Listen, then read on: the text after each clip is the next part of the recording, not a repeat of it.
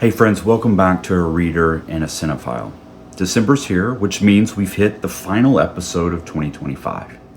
Seriously, whether this is your first time or you've been here for every single episode, thanks for the support. This video series has not gone viral. I still gotta clock in for work tomorrow, but it's been a passion project for me to talk about a couple of things that I love most in this world, which are books and movies. And your feedback has me pumped to do even more in 2026. Speaking of next year, here's what I'm thinking about for the new year. As always, I'm all ears for your ideas, but I need you to know I hate the word content. So I'm aiming to create videos and projects that are of value. I hope these new topics will clue you into some awesome new films and books to check out. So like many of you, I just got my Spotify Wrapped or my Apple Replay and whatever the hell Amazon Music is doing. And it has showed me all of the songs and albums and artists that I sort of lived for in 2025. But I've always had a problem with the Spotify Wrapped. And my problem is there's still a month left. There's still a lot of music to be listened to. There's still a lot of movies to be watched. There's still a lot of books to be read. So I wrap when the year wraps. So we're going to begin 2026 with a list of my 10 favorite books and 10 favorite films of 2025. In February, now that we're done with the past, we're going to talk about 10 films that are on my radar for 2026. In March, my favorite time of the year, we're going to go through my Oscar ballot, and we're going to talk about movies and actors that I think should win and who I think the Academy will actually end up selecting. In April, we're going to jump into a debate that's a lot of fun, I think, which is better, the book or the film. In May, every year, I attend a film festival, so we're going to do a recap of that festival. In June, I think it's a great opportunity to pause and look at the year as it has progressed thus far with sort of a halfway recap. In July, I want to spend a little time on maybe a book or a movie that I have missed. Maybe talk about why it wasn't on my radar and maybe why it should have been. August, I want to really challenge myself to do some 10-second reviews. That is not my nature, but Lord, I'm going to try. That's something I'm a little nervous about. But then in September, we're going to get back into my wheelhouse, which is sort of long-form essay reviews. In October, I really liked this trend this year. I'd like to do it myself, which is sort of like the 10 books that you want to read before the end of the year. But in October every year, I attend a documentary festival, and I want to use our time together in November to sort of recap that festival and some documentaries that I think should be on your radar. And finally, as we've done for the last few years, in December, I will release my to-be-read list for the next year. So, those are some projects that I'm thinking about in 2026. As always, I'd love to hear what's on your radar and what you're thinking about. All right, now let's dive into what I read and watched this November. Last month, I crushed 3 books and watched 21 movies. All 3 books were solid 4-star reads for me, and I gave a whopping 3 films 5 stars. It was a great month for reading and an even better one at the movies. So, here are my recommendations. So back in July 2013, I visited Rio de Janeiro, Brazil, and it was sort of my first time leaving the clutches of North America. And it was my gift to myself after finishing grad school. After 10 days, I met tons of international travelers. That's sort of what you have to do when you're traveling solo. But after the quick, hi, I'm Nathan intros, and I'm from the United States, the conversation, no matter how many people, would always turn back to me. And some of the biggest questions I got were, why are there so many school shootings in America? Why don't you have universal health care?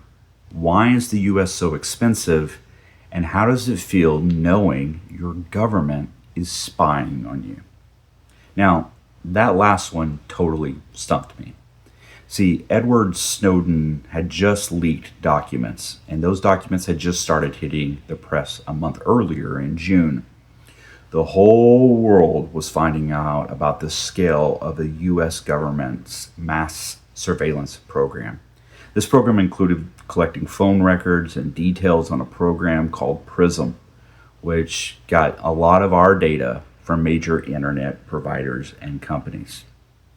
Now, I did not have a good answer about mass surveillance.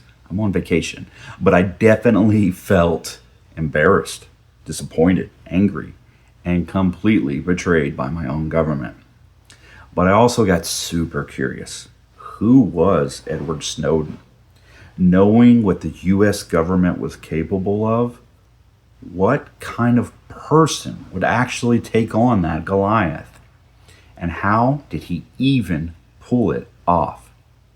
Those questions led me down a rabbit hole of articles and movies, documentaries, and interviews. But after I got finished with all of that, I still found myself hungry for more. I wanted to hear Snowden's story in his own words, which is how I ended up with his autobiography, Permanent Record. In this book, he gives the full account, from growing up and falling in love with computers and the internet, to his intense time at both the Central Intelligence Agency and the National Security Agency. And we get it right up to the moment that he grasped the full extent of America's spying on its own people. For me, this book was completely gripping and relatable. I felt a ton of empathy for Edward. I've been a whistleblower myself, though my target wasn't the most powerful country on the planet, just a nonprofit in Los Angeles. And I recognized so much of my anxiety and shock and fear in Edward. Without a doubt, the parts I connected with most were those moments when the decision to act was made. The detailed plan was set in motion and the full weight of his choices started to sink in. Even though I knew the outcome, reading his account was thrilling and anxiety-inducing. For the curtains this book pulls back, I cannot recommend it enough. Just be careful. I'm sure the simple act of reading this means you're now on some NSA watch list. Every year for my birthday, I rent a small theater here in Seattle and invite a bunch of friends to watch a movie. We also raise some much-needed money for a local film-focused nonprofit while we're at it. The catch is, my guests have no idea what we're watching until the lights go down. They just know it's one of my all-time favorite films. Now, in its 5th year, this annual tradition that I have so named Box Fest has become one of my favorite events. I look forward to choosing the film, dropping little hints, and making the case for its greatness. For this year's Box Fest, we watched the film Selma, and that's my movie recommendation for the month. I picked this film because it felt timely to me. I feel like we needed a reminder that America and Americans have overcome tough challenges before. Plus, I think a biography is notoriously hard to do well, especially if you're trying to focus your attention on a towering figure like Dr. Martin Luther King. Where most biographies mess up, in my opinion, is they're trying to cover too much. We don't need some mostly made-up story about Freddie Mercury's teeth on their journey from a small English hamlet to the stage of Live Aid. When you tell a story that huge, the plot can feel about as shallow as a puddle. Instead, I wish more biopics followed this film's lead. It zeroes in on one significant event in the subject's life. It lets the audience fill in the blanks about what came before and what happens after. Also, movies like Selma show us how far we've come as a society, but they also highlight how much work is still left to do. There are moments in this movie that are jarring. The ignorance and prejudice are painfully obvious in every confrontation. The first time I watched this film, of course I did so as a white viewer, a wave of shame washed over me. I couldn't help but quietly hope my ancestors weren't involved in the slave trade or involved in enforcing Jim Crow. But I also know they were complacent, and they benefited from a system literally built for their success. Every time I watch this film, I'm amazed by Dr. King. He refused to be silent. He surrounded himself with other leaders who chose the same path. After watching this movie and seeing the recreation of the blood, sweat, tears, and lives sacrificed for the civil rights movement, I promise you, I won't be silent either. When cinema is good, it moves you emotionally. When cinema is great, it moves you to action. And those are my recommendations for November. As always, thank you so much for hanging out with me for a few minutes. If these reviews are helping you find new books or movies to love, drop a comment and let me know. That would be the greatest compliment you could give me. And please share your recommendations with me. I'm always looking for new books and movies to love. Finally, if you feel like following along by subscribing or hitting that follow button, I would be honored. But until next time, be good to each other.